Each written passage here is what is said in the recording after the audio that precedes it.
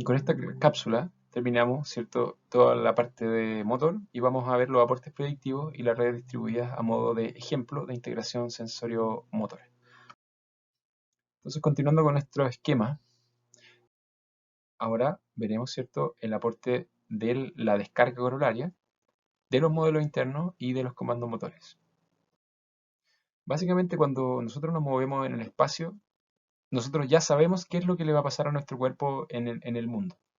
Entonces, por ejemplo, cuando ustedes van a tomar una caja, en este caso sería una caja de leche, ustedes antes de tomar la caja ya en el fondo tienen una predicción del peso de esta caja. Entonces tienen una especie de molde de alguna forma o de sensación esperada, que lo único que hacen al momento de tomar la caja es comparar su predicción con la realidad. ¿Ya? Entonces básicamente si coincide de que ustedes pensaron que la caja, por ejemplo, estaba vacía y realmente estaba vacía, ¿cierto? El control va a fluir. Entonces, básicamente, ¿qué aporta el aprendizaje, ¿cierto? O la experiencia es básicamente que uno va haciendo mejores predicciones y que el comando más predictivo, ¿cierto? Se corresponde, ¿cierto? O es complementario a lo que realmente ocurre y qué es por ejemplo, qué es lo que informan los somatosensores, ¿cierto? La somatosensación al momento de tomar la caja. Llevando esto al control postural, básicamente cuando uno se mueve, ¿cierto? No solamente envía la orden hacia los comandos voluntarios, sino que uno envía una descarga corolaria, ¿cierto? Y esta descarga corolaria se utiliza para, en el fondo, hacer una predicción de qué es lo que le va a pasar al cuerpo con ese movimiento, que sería en el fondo como una aferencia predictiva o esperada. Pero a su vez, ¿cierto? Al moverse, los distintos sensores informan, ¿cierto?, de qué es lo que le ocurrió al cuerpo en la realidad, como una reaferencia. Entonces, si existe un match, ¿cierto?, un complemento entre lo esperado y lo informado, ¿cierto?, no hay ningún problema. Entonces, uno de alguna forma se construye un mundo del esquema corporal con el paso de los años, pero imagínense que de repente ustedes seleccionan un vestíbulo. Entonces, lo que ustedes aprendieron como modelo interno, ¿cierto? Comienza a no ser, en el fondo, a ser discrepante con lo que están informando los sensores, porque hay alguno que está alterado. Y entonces esto, por ejemplo, se ocupa como uno de los posibles modelos o teorías del vértigo o mareo. ¿Ya? O sea, ustedes podrían sentir mareo o vértigo, cierta sensación de que se les mueve el mundo, básicamente porque su modelo interno, ¿cierto?, comienza a ser discrepante con la información sensorial producto, por ejemplo, de una alteración de alguno de estos sensores. Entonces, nuestro último mensaje es que a pesar de que en los libros y nosotros enseñamos el sistema motor como control espinal, control del tronco, control cortical, modulación del cerebelo y de los núcleos de la base, eh, el mensaje final es que aprendamos que finalmente una tarea compleja como el control postural o mover la mano o mover los ojos, ¿cierto?, requiere de una vasta red de motoneuronas inferiores, de motoneuronas superiores, de moduladores subcorticales y obviamente de sistemas neocorticales que van a producir ciertos estos ajustes de más alto nivel. Entonces, básicamente, reforzaremos esta idea en las siguientes diapositivas.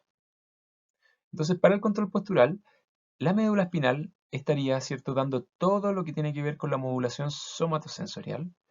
Estaría probablemente informando sobre las fuerzas de reacción del suelo o el centro de presión, que es lo que vimos en la primera cápsula de control postural. Estaría modulando obviamente el tono muscular gracias al uso y al órgano tendinoso de Golgi. Tendría algunas falencias, por ejemplo, como la estabilidad derecha-izquierda o lateral y, ¿cierto? Tendría esta contribución somatosensorial.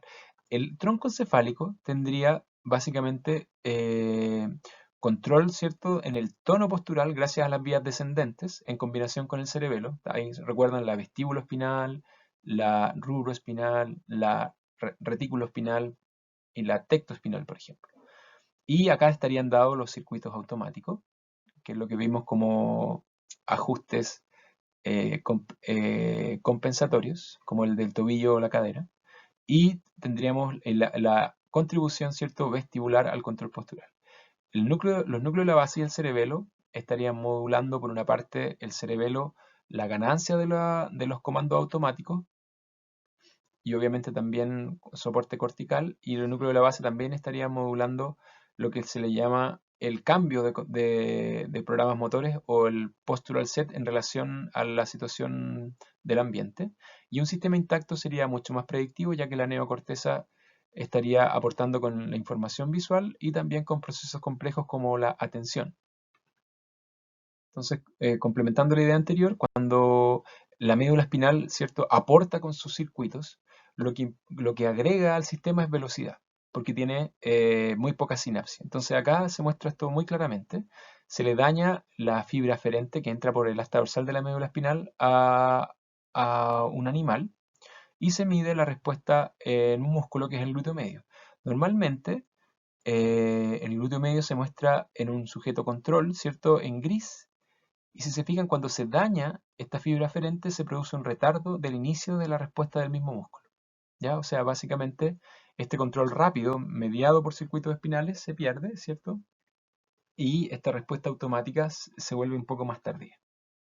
Respecto al tronco encefálico, ya veíamos en otras diapositivas que cuando se movía el mundo de manera inesperada, teníamos programas motores bien organizados, por ejemplo, esa respuesta de tobillo de cadera, que era volver, por ejemplo, el cuerpo a su posición vertical, o cuando ya es muy grande la perturbación de dar un paso o ampliar, por ejemplo, la base con un bastón si es que tuviéramos algo como firmar, ¿no? ¿Cierto? Están modulados por respuestas preprogramadas o automáticas del tronco encefálico y que obviamente aquí la información vestibular es integrada a este nivel y que es muy importante cuando la superficie se inclina. Y el aporte cortical, ¿cierto?, estaría dado, ¿cierto?, gracias a la información visual y de manera más predictiva, ¿cierto?, con esta, ¿qué es lo que ocurre? Por ejemplo, cuando alguien mira una montaña rusa o algo así, si ustedes lo miran, va a estar oscilando, y esto tiene que ver con el flujo visual que va a perturbar obviamente a los sistemas de control postural y que obviamente cuando se activa, ¿cierto?, una orden motora superior, se modula no solamente al efector, sino que se modula el control postural en paralelo y además la descarga corolaria va a modular a los sistemas sensoriales desde, por ejemplo, un uso neuromuscular o a sistemas, por ejemplo, más de integrativos como la corteza parietal o la corteza prefrontal. Entonces, básicamente, eh, cuando nosotros enviamos una orden voluntaria, están ocurriendo varios procesos en paralelo que organizan tanto a los sistemas más automáticos y los sistemas más voluntarios y obviamente a la información sensorial y a la integración cognitiva. Y el aporte del cerebelo y los núcleos de la base, como lo veíamos anteriormente, tienen que ver, por ejemplo, en estos ajustes automáticos en que nos mueven las superficies. En el caso del control cerebeloso, fíjense que las respuestas están presentes, pero están exacerbadas, ¿ya? Y además hay cocontracción, o sea, se debiera mover solamente, por ejemplo, el músculo flexor del tobillo, pero si se fijan, en un sujeto normal no se activa el extensor, que sería el tibial anterior, pero en el caso del cerebelo se activan ambos y se activan con cierto retardo. ¿Ya? O sea, en el fondo el cerebelo estaría dando de alguna forma la ganancia perfecta, ¿cierto?, de los ajustes posturales y los núcleos de la base estarían agregando y sacando programas motores para los contextos específicos. Entonces, si se fijan acá, un sujeto con Parkinson, en una situación en que está de pie o sentado, ocupa el mismo programa motor. Si se fijan, los músculos que usa y la temporalidad que usa son bastante similares entre la situación izquierda y derecha, a diferencia de un sujeto control en que el programa motor utilizado estando de pie versus cuando está sentado es completamente diferente. Y en síntesis, tenemos dos grandes formas, ¿cierto?, de utilizar el sistema sensorio-motor en el control postural. Una más voluntaria, que es un gran modulador, ¿cierto?, desde los centros superiores o cortezas, por ejemplo, premotora, y que básicamente no solamente se va a modular que se mueva la mano o se mueva el pie, sino que al mismo tiempo el ajuste postural del resto del cuerpo en paralelo y además la modulación de la descarga corolaria, ¿cierto?, hacia el bajo nivel, por ejemplo, en los sensores, o hacia el alto nivel en sistemas cognitivos. Y además, ¿cierto?, tenemos sistemas correctivos, ¿cierto?, que funcionan cuando se nos mueve inesperadamente el cuerpo o cuando las respuestas voluntarias son ineficientes o malas, ¿cierto? De alguna forma, y entonces no es suficiente con el control anticipatorio, sino que también es necesario corregir luego de movernos.